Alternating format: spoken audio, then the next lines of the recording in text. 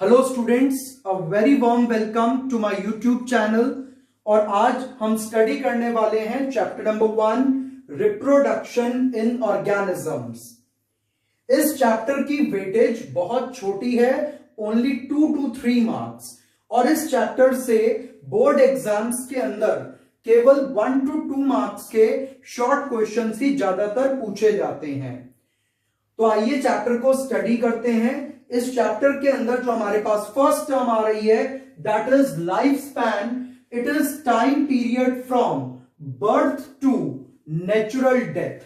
पैदा होने से लेकर के नेचुरल डेथ तक का जो टाइम है, that is called as life span. और ये क्वेश्चन आपको 1 मार्क में मिल सकता है कि what do you mean by life span. तो answer will be time period from birth to natural death of a living organism। और हमारी एनसीईआरटी के अंदर एक छोटा सा चार्ट दिया हुआ है जिसमें ऑर्गेनिजम्स और उनके अप्रोक्सीमेट लाइफ स्पैन्स दिए हैं। तो आइए देखते हैं उस चार्ट को भी। तो fruit fly that is Drosophila melanogaster, इसका जो लाइफ स्पैन है दैट इज 1 मंथ। मैंने इसको सबसे ऊपर इसलिए लिखा है क्योंकि ये one of the most important questions में से है कि फ्रूट फ्लाई ड्रोसोफिला मेलानोगास्टर का लाइफ स्पैन कितना है, तो अप्रॉक्स 1 मंथ। और इसका जिक्र आपके चैप्टर 5 में भी आता है और ये क्वेश्चन नीट के लिए भी काफी इंपॉर्टेंट बन जाता है। Next is butterfly 1 to 2 weeks, tortoise 100 to 150 years, parrot 140 years। Parrot is again important. Number 3, next is elephant 75 years, crocodile 60 years। crocodile का भी काफी पूछा जाता है एग्जाम्स के अंदर। man 65 years, horse 50 years, dog 20 to 30 years, banyan tree 200 years, rose plant 10 years। banyan tree is again important। wheat 6 months, rice 4 months।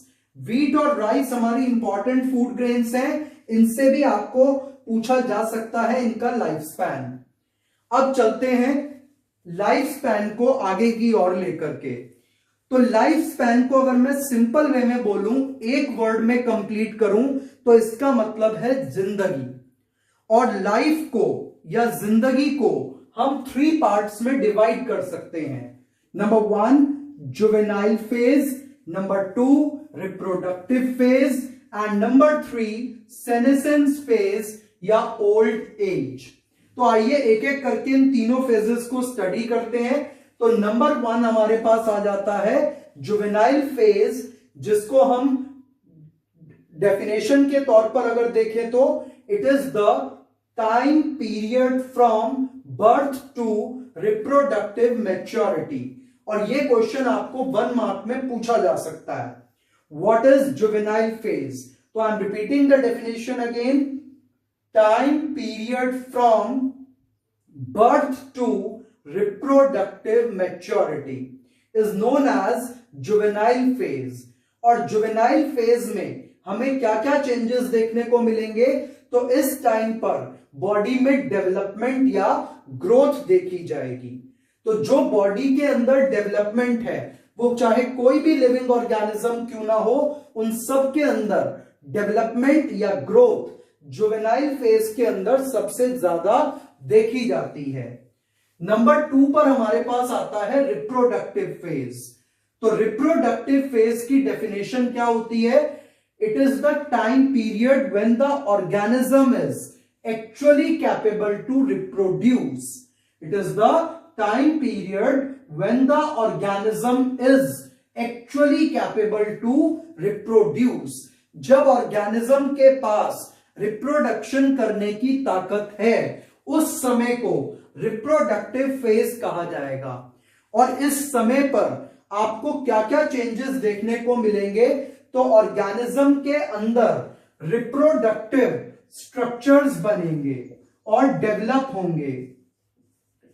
तो reproductive structures का डेवलपमेंट एंड एक्टिवेशन, कि जब वो एक्टिवली फंक्शन करेंगे तो वो सब चीजें आपको रिप्रोडक्टिव फेज में देखने को मिलेंगी। तो रिप्रोडक्टिव स्ट्रक्चर्स डेवलप होंगे, एक्टिवली वर्क करेंगे at the time of reproductive phase. तो रिप्रोडक्टिव फेज के समय पर लिविंग ऑर्गेनिज्म के अंदर जो रिप्रोडक्टिव ऑर्गन्स हैं वो एक्टिवली वर्क करना स्टार्ट कर देंगे और ऑर्गेनिज्म को बच्चे पैदा करने की क्षमता मिल जाएगी। तो बच्चे पैदा करने की क्षमता ऑर्गेनिज्म के पास रिप्रोडक्टिव फेज में देखी जाती है। और इसका अगर हम एग्जाम्पल देखें तो फ्लावर्स के अंदर एंथर का बनना एक रिप्रोडक्टिव स्टेज का एग्जाम्पल है। इसके बाद आता है हमारे पास सेनेसेंस फेज या ओल्ड एज। इस समय पर बॉडी में कॉन्कोमिटेंट चेंजेस होते हैं। ये टर्म एनसीईआरटी में दिया है। कॉन्कोमिटेंट चेंजेस का मतलब है डिटीरियोरेशन वाले चेंजेस, ऐसे चेंजेस जो बॉडी को डेथ की ओर लेकर के जाएं। तो जैसे कि ओल्ड एज में मेमोरी का लॉस होना, चलने फिरने में दिक्कत होना और साथ में मसल्स का वीक होना, ये सभी चेंजेस कॉन्कोमिटेंट चेंजेस के एग्जाम्पल हैं। तो the deteriorating changes during the old age are considered as concomitant changes and senescence phase or old age ultimately leads to death। तो जुवेनाइल फेज क्या था? इसकी एक सिंपल सी definition, time period from birth to reproductive maturity. Reproductive phase क्या है? when the organism is capable to reproduce। और senescence phase या old age क्या है? it is the time period after the reproductive phase till death। ठीक है, तो अब आगे चलते हैं टाइप्स ऑफ रिप्रोडक्शन पे। तो हमने इस चैप्टर में दो टाइप का रिप्रोडक्शन स्टडी करना है, asexual and sexual. Asexual reproduction के अंदर हम 4 टाइप का रिप्रोडक्टिव मेथोडोलॉजी समझने वाले हैं। Number 1 fission, number 2 budding, number 3 spore formation and number 4 vegetative propagation. और सेक्सुअल रिप्रोडक्शन के अंदर हम 3 टाइप के इवेंट्स को स्टडी करेंगे, that is pre fertilisation, fertilisation and post fertilisation. और अब एक एक करके हम इन सब चीजों को डिटेल में डिस्कस करने वाले हैं।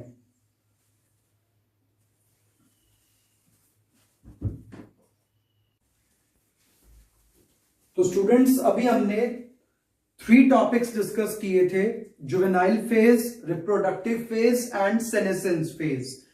इन्हीं से रिलेटेड एक बहुत इंपॉर्टेंट क्वेश्चन आता है, what leads to transformation of juvenile to reproductive and reproductive to senescence phase.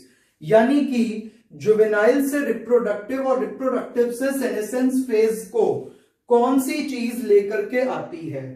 तो इन तीनों फेजेस के अंदर जो चेंजेस देखे जाते हैं that is due to hormones and it is one of the important question for 1 mark. तो इसको प्लीज नोट कर लीजिएगा कि transformation of phases of life span कौन करवाता है, तो आंसर विल बी हॉर्मोन्स। तो अब चलते हैं रिप्रोडक्शन की तरफ। तो सबसे जो पहला टॉपिक हमारे पास अब आ रहा है वो है reproduction. It is a process by which an organism give rise to young one similar to itself।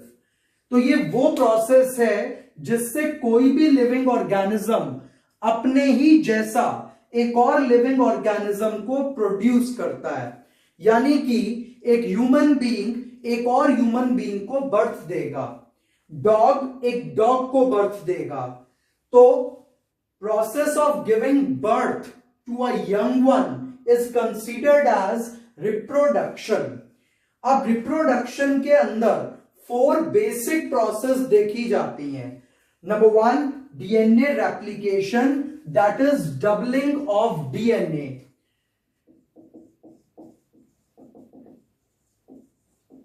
इस प्रोसेस को डिटेल में आप चैप्टर नंबर 6 में भी स्टडी करने वाले हैं और आपने इसके बारे में अपनी क्लास 11th में भी पढ़ा था। तो फर्स्ट प्रोसेस जो आती है that is DNA replication, second cell division that is by mitosis और meiosis, number third formation of reproductive units and number fourth development of new individual. तो ये क्वेश्चन आपको 2 मार्क्स में मिल सकता है। What are the 4 basic process of reproduction? तो answer will be DNA replication, cell division, formation of reproductive units and development of new individual. तो यहां से क्वेश्चन आपको 2 मार्क का भी मिल सकता है और साथ साथ इस क्वेश्चन से नीट में भी क्वेश्चन बनाया जा सकता है। अब चलते हैं आगे इंपॉर्टेंस ऑफ रिप्रोडक्शन की तरफ। तो इंपॉर्टेंस क्या है रिप्रोडक्शन की? It ensures continuity of species generation after generation and second it give rise to genetic variation, यानी कि ये अर्थ पर लिविंग ऑर्गेनिज्म की मौजूदगी को बनाए रखेगा और लिविंग ऑर्गेनिजम्स में कुछ छोटे छोटे चेंजेस भी लेकर के आएगा और इन चेंजेस की हेल्प से लिविंग ऑर्गेनिज्म अपने आप को इन्वायरमेंट के अंदर सरवाइव कर पाएगा और आराम से धरती पर रह पाएगा। तो इन्हीं चेंजेस की हेल्प से जो रिप्रोडक्शन के समय पर आती हैं, ये ऑर्गेनिज्म को तैयार करती हैं एनवायरनमेंट को फेस करने के लिए भी। तो हमारे पास importance of reproduction, 4 basic processes of reproduction and definition of reproduction से क्वेश्चन अक्सर आ जाता है। The next part is types of reproduction and we are going to discuss the first part of reproduction that is called asexual reproduction. Asexual reproduction का meaning देखिए, this word A means without and this word sex means male and female। तो ऐसा reproduction जहां पर male female शब्द का इस्तेमाल आप नहीं देखेंगे, वहां पर एसेक्सुअल रिप्रोडक्शन देखा जाएगा। तो एसेक्सुअल रिप्रोडक्शन क्या होता है? It is production of offspring by single parent. जब हम वर्ड सिंगल पेरेंट यूज करेंगे तो मेल या फीमेल वर्ड यहां से हट जाएगा। तो production of offspring by single parent without involvement of gametes is known as asexual reproduction. तो ये हुई डेफिनेशन हमारे पास एसेक्सुअल रिप्रोडक्शन की। It is a production of offspring by single parent without involvement of gamete. Now इसके कुछ characteristic features हैं। Number 1, it involves only mitosis. तो अगर आपको पूछा जाए कि कौन सा सेल डिवीजन एसेक्सुअल रिप्रोडक्शन में देखा जाता है, तो माइटोसिस टाइप का, इक्वेशनल डिवीजन टाइप का जो सेल डिवीजन है वो देखा जाता है asexual reproduction के अंदर, and it is important for NEET as well as board exam. Next, it give rise to clone. ये भी बहुत इंपॉर्टेंट बन जाता है। क्लोन की डेफिनेशन अभी हम डिस्कस करेंगे। Clone is one of the most important definition. तो क्लोन की डेफिनेशन क्या बनती है? जेनेटिकली एंड मॉर्फोलॉजिकली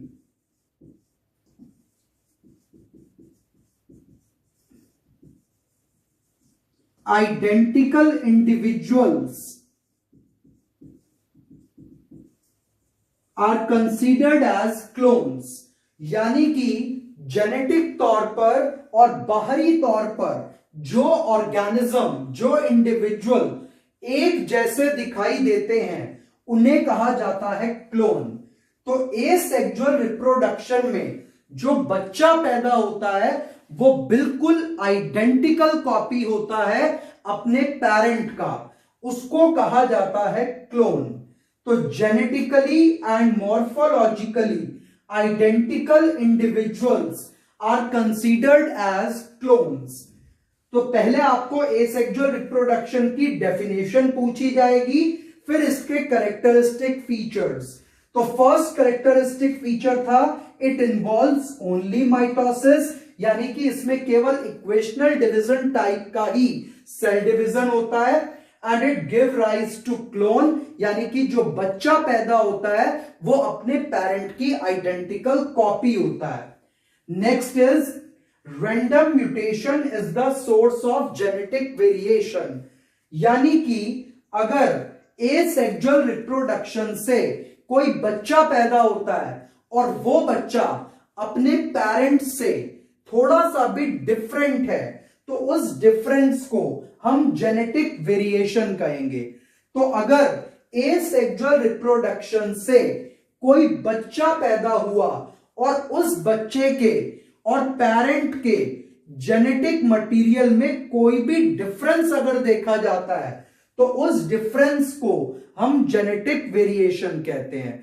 और ये वेरिएशन अचानक से आता है म्यूटेशन के कारण। म्यूटेशन जो है that is any type of change in genetic material and it is generally sudden और रैंडम। तो अगर अचानक से बच्चे के जेनेटिक मटेरियल में कोई बदलाव आ जाए जिससे वो पेरेंट से कुछ अलग दिखाई पड़े तो उसे हम कहेंगे जेनेटिक वेरिएशन। और एसेक्सुअल रिप्रोडक्शन के केस में जेनेटिक वेरिएशन का कारण रैंडम म्यूटेशन होता है। इसके बाद एसेक्सुअल रिप्रोडक्शन एक बहुत क्विक मेथड है रिप्रोड्यूस करने का, जिसके जरिए बहुत तेजी से बच्चे पैदा किए जा सकते हैं। और ये देखा जाता है प्लांट्स में, फंगस में, माइक्रोब्स में, इनवर्टिब्रेट्स में। तो एक बार इसको फिर से आपको बता रहा हूं, एसेक्सुअल रिप्रोडक्शन का मतलब to produce a living organism by single parent. अगर किसी बच्चे को एक सिंगल पेरेंट पैदा कर रहा है तो वो एसेक्सुअल रिप्रोडक्शन कहलाएगा। इसमें केवल माइटोसिस होगा। यहां पर जो बच्चे पैदा होंगे वो क्लोन होंगे, यानी कि बच्चे आपस में भी एक जैसे होंगे और पेरेंट्स की भी एग्जैक्ट कॉपी होंगे। तो इसलिए हम क्लोन की डेफिनेशन को क्या लिखते हैं, genetically and morphologically identical individual, and it is very very important for 1 mark. फिर नेक्स्ट हमारे पास आता है random mutation is the source of genetic variation, कि जो जेनेटिक वेरिएशंस आएंगे, जो बदलाव देखा जाएगा, जो चेंजेस देखे जाएंगे बच्चे और पेरेंट में, यदि पेरेंट अपने बच्चे से या फिर कह दें कि अगर ऑफस्प्रिंग अपने पेरेंट से थोड़ा सा भी कहीं डिफरेंट है तो उसको हम कहेंगे जेनेटिक वेरिएशन। और इसका जो कॉज है दैट इज रैंडम म्यूटेशन। और एसेक्सुअल रिप्रोडक्शन एक बहुत फास्ट मेथड है रिप्रोड्यूस करने का। और ये रहे नीचे इसके एग्जाम्पल्स।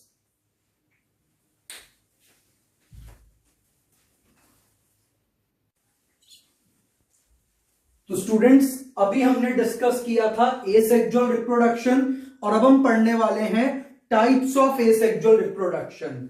तो हमारे पास हमारे कोर्स में 4 टाइप्स का एसेक्सुअल रिप्रोडक्शन गिवन है, fission, budding, vegetative propagation and spore formation, जिसकी फर्स्ट टाइप फिजन अब हम डिस्कस करने वाले हैं। So now we are coming to the definition of fission, division of an organism or cell.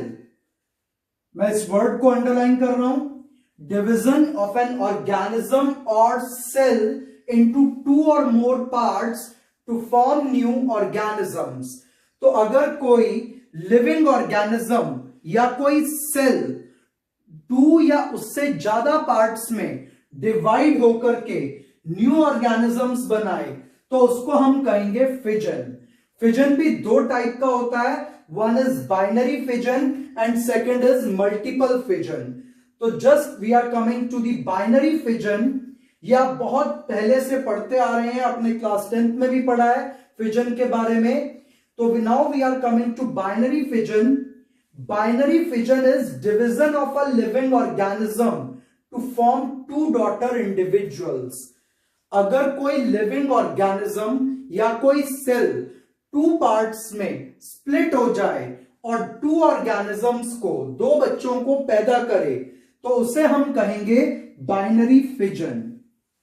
Binary fission के अंदर organism केवल एक बार डिवाइड करता है, तो after one division it will give rise to two daughter cells और individuals. Next, it takes place in favourable conditions only.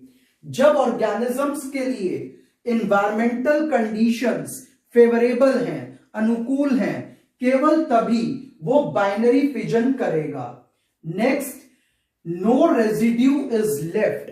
जब binary fission complete हो जाता है तो कोई भी रेजिड्यू, कोई भी पार्ट बचता नहीं है।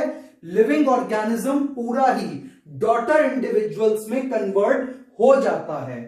Next is there is a concept of immortality, जो अभी आपको अमीबा के एग्जाम्पल से समझ में आ जाएगा।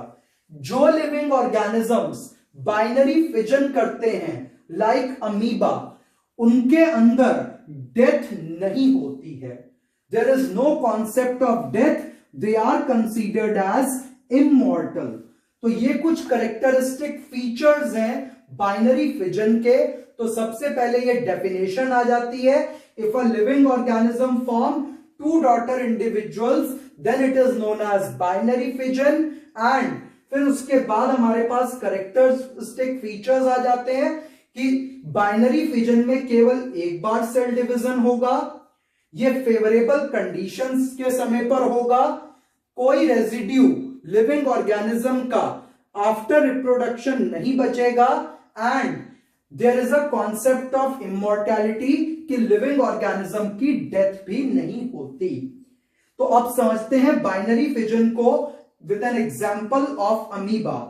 आप सब लोग अच्छे से जानते हैं और आपने अमीबा के बारे में काफी कुछ पढ़ा हुआ भी होता है, क्योंकि जब आप साइंस पढ़ना शुरू करते हैं तब से ही ये वर्ड अमीबा आपके सामने बार बार आता रहता है। तो अमीबा एक यूनिसेल्युलर ऑर्गेनिज्म है which belongs to kingdom Protista. तो किंगडम प्रोटिस्टा को बिलोंग करता हुआ यूनिसेल्युलर ऑर्गेनिज्म है अमीबा। अब इसके अंदर बाइनरी फिजन से रिप्रोडक्शन कैसे होता है उसको देखिए। ये हमारे पास एक अमीबा आ गया, these are its pseudopodia that is called as false feet. अब सबसे पहले इस अमीबा का जो न्यूक्लियस है वो टू पार्ट्स में डिवाइड करना स्टार्ट करेगा, and this division of nucleus into the two parts is known as karyokinesis. तो first event in binary fission of amoeba is karyokinesis, that is division of nucleus. और ये एक important question है 1 mark का कि first event in binary fission of amoeba में कौन सा देखा जाता है, तो that is division of nucleus into two parts and it is considered as karyokinesis. उसके बाद यहां पर साइटोप्लाज्म का डिवीजन हो जाएगा and finally we will get two daughter individuals और एमीब्यूल्स। तो यहां पर हमारे पास टू डॉटर सेल्स आ गए। तो सबसे पहले न्यूक्लियस डिवाइड करा, फिर साइटोप्लाज्म डिवाइड करा।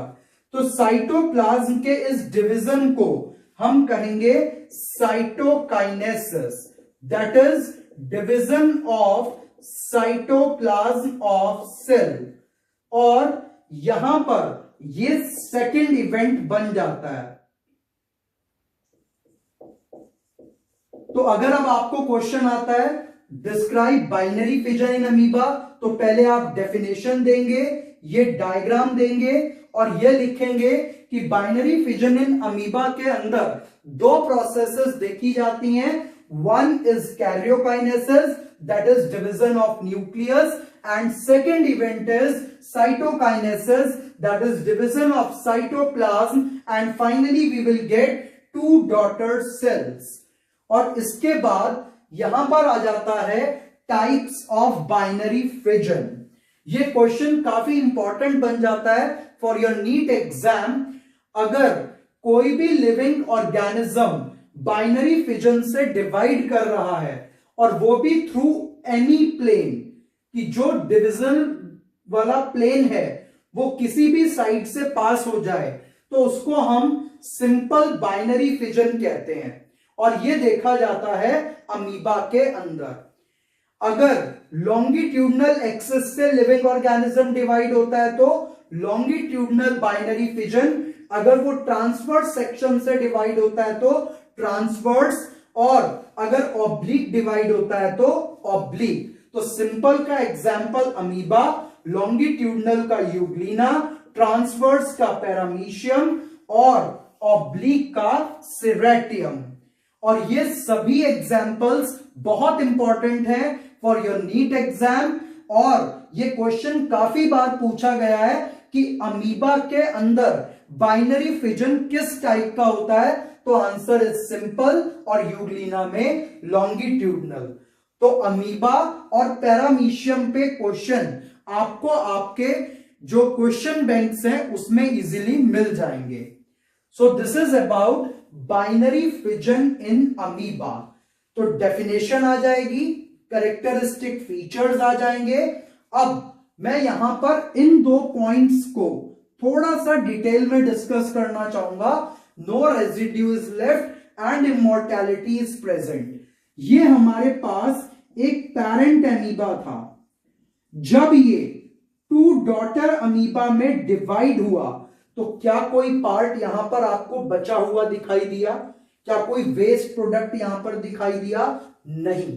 तो इसीलिए हम कह रहे थे नो रेजिड्यू इज लेफ्ट, कि जब parent amoeba two daughter amoeba में डिवाइड होता है तो कोई भी वेस्ट या कोई भी अदर पार्ट नहीं बचता है। तो इसीलिए हमने लिखा था no residue is left. Next is immortality is present. जब ये अमीबा डिवाइड हुआ तो क्या डिवाइड होने से पहले या डिवाइड होते समय या उसके बाद आपको कोई डेड पार्ट नजर आया? नहीं। तो जब डेड पार्ट कुछ था ही नहीं तो हम लिखेंगे इमॉर्टैलिटी इज प्रेजेंट, यानी कि किसी भी अमीबा की नेचुरल डेथ नहीं होती, बस वो डेथ से पहले ही डिवाइड कर जाता है इनटू डॉटर इंडिविजुअल्स। तो इसलिए हमने लिखा था इमॉर्टैलिटी इज प्रेजेंट। तो ये तो आपने स्टडी किया बाइनरी फिजन इन अमीबा और टाइप्स ऑफ बाइनरी फिजन। अब हमारे पास एक क्वेश्चन और आता है, दैट इज अबाउट स्पोर्युलेशन। तो उसको भी समझते हैं।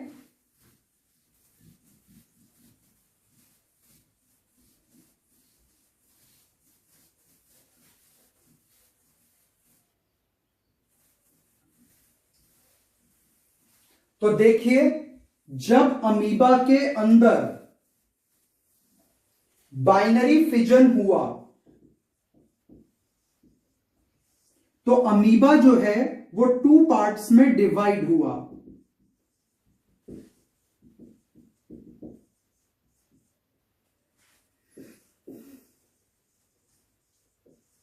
और ये काम फेवरेबल कंडीशंस के टाइम पर हुआ, जब environmental conditions were favourable for the growth of amoeba. Amoeba के पास एक मेथड और है रिप्रोड्यूस करने का, बाइनरी फिजन के साथ साथ मल्टीपल फिजन। और ये आपके एनसीईआरटी में दिया हुआ है और इस पर काफी क्वेश्चंस देखे जाते हैं and it is very important. तो अमीबा बाइनरी फिजन के साथ साथ मल्टीपल फिजन भी कर सकता है, जिसको हम एक और नाम से जानते हैं स्पोर्युलेशन। इस कंडीशन में क्या होगा अब आपको समझना है। अभी आपने बाइनरी फिजन का डायग्राम देखा और उसको समझा। अब आप मल्टीपल फिजन इन अमीबा देखिए। जैसे ये हमारे पास एक अमीबा है, and these are pseudopodia of amoeba, that is false feet, जिससे वो फूड ड्रॉ करता है। तो अमीबा स्यूडोपोडिया की हेल्प से फूड विड्रॉ करता है, जो फूड मटेरियल बाहर है उसको कैप्चर करता है। तो food capturing organ of amoeba is called pseudopodia. तो जब अमीबा में मल्टीपल फिजन होता है तो ये होता है अनफेवरेबल कंडीशंस के टाइम पर।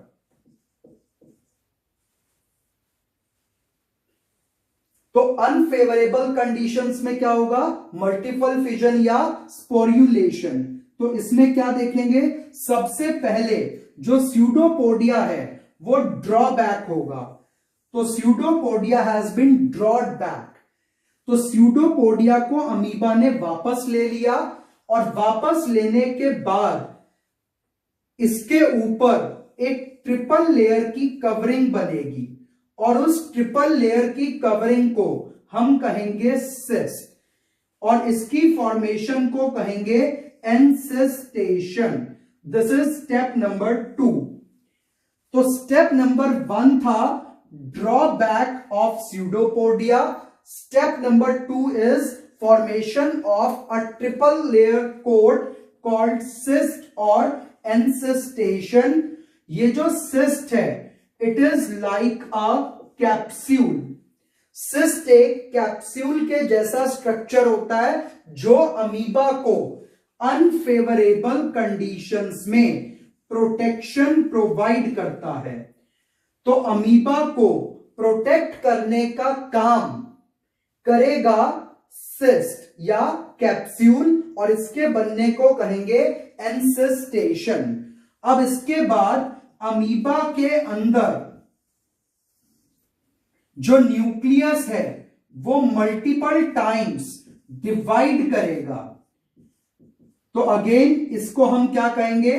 Karyokinesis, that is division of nucleus. और इस बार न्यूक्लियस काफी सारे पार्ट्स में डिवाइड कर गया, मल्टीपल टाइम्स डिवाइड करा है। और इसके बाद जो न्यूक्लियस है वो अपने चारों तरफ तैयार कर लेगा थोड़ा सा cytoplasm and it will convert into daughter cells.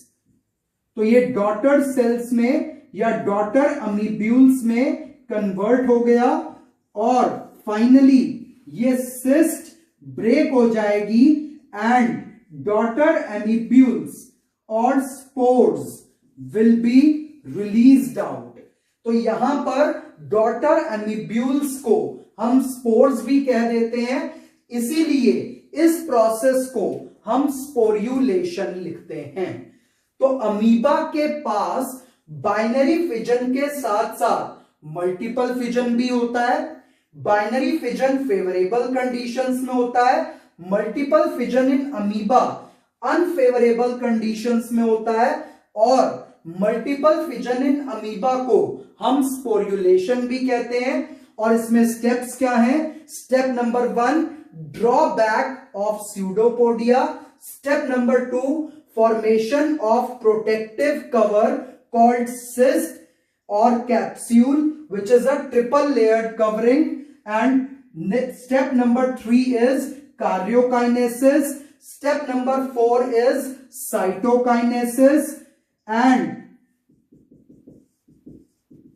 step number 5 is breaking of cyst and releasing of spores or amibule।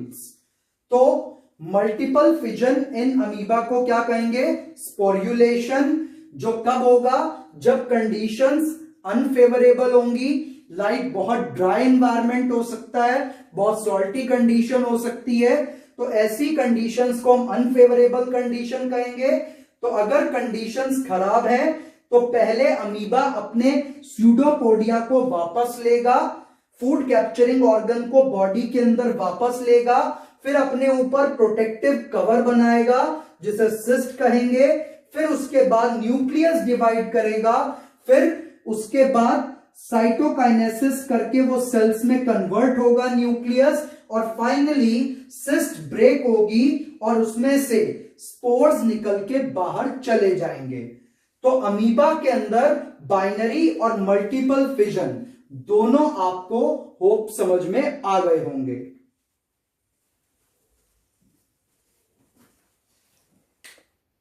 Binary fission, और अब हम डिस्कस करने वाले हैं मल्टीपल फिजन। तो देखते हैं मल्टीपल फिजन को। मल्टीपल फिजन के अंदर organisms divides to form many daughter cells. अगर कोई लिविंग ऑर्गेनिज्म रिपीटेडली डिवाइड करके बहुत सारे डॉटर इंडिविजुअल्स को बर्थ दे तो उसको हम कहेंगे मल्टीपल फिजन। मल्टीपल फिजन के अंदर बहुत बार सेल डिवीजन होगा।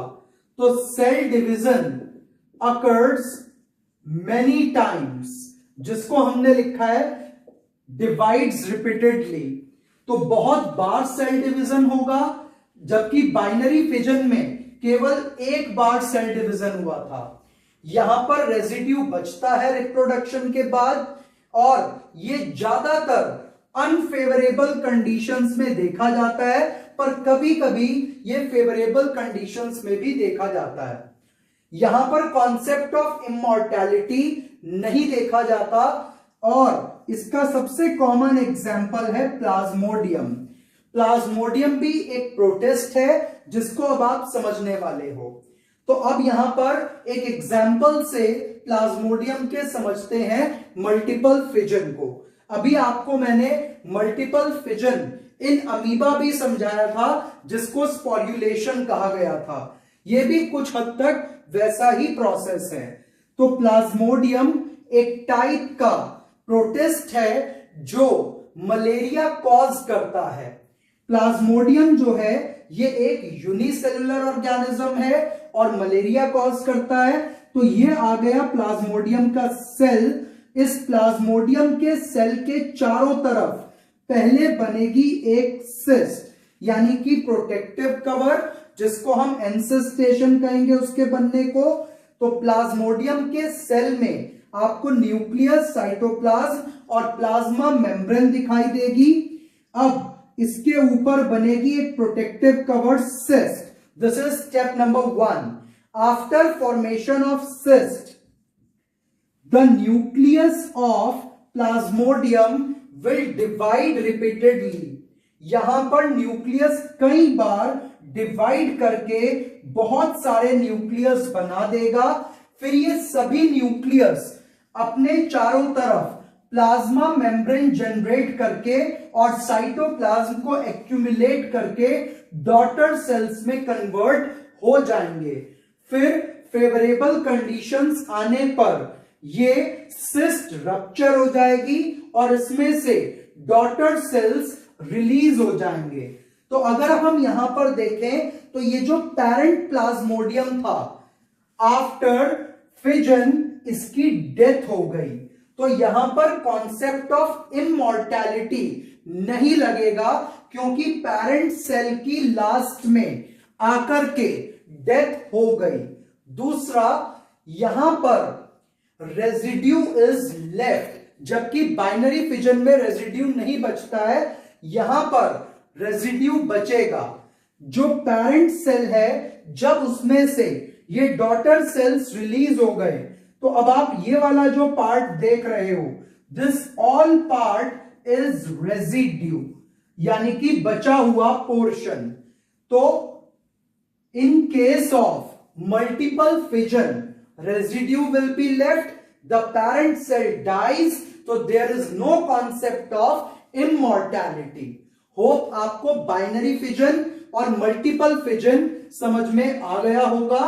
बाइनरी फिजन के केस में ऑर्गेनिज्म एक बार डिवाइड करता है, मल्टीपल फिजन में मेनी टाइम्स डिवाइड करता है। बाइनरी फिजन के केस में नो रेजिड्यू इज लेफ्ट, यहां पर residue is left. Binary fission के अंदर ये ज्यादातर फेवरेबल कंडीशंस में होता है और मल्टीपल फिजन ज्यादातर अनफेवरेबल कंडीशंस में होता है। बाइनरी फिजन के अंदर कॉन्सेप्ट ऑफ मॉर्टैलिटी नहीं देखा जाता, यहां पर डेथ नहीं होती है, जबकि मल्टीपल फिजन के अंदर डेथ हो जाती है और इमॉर्टैलिटी का कॉन्सेप्ट नहीं होता है। और इसका एग्जाम्पल मोस्ट कॉमन अमीबा और मल्टीपल फिजन का मोस्ट कॉमन एग्जाम्पल प्लाज्मोडियम। अब हम अपने बचे हुए एसेक्सुअल रिप्रोडक्शन के वाले पार्ट को, सेक्सुअल रिप्रोडक्शन वाले पार्ट को और इस चैप्टर के इंपॉर्टेंट क्वेश्चंस, नीट के important questions, previous year questions को अपने नेक्स्ट लेक्चर में डिस्कस करेंगे। सो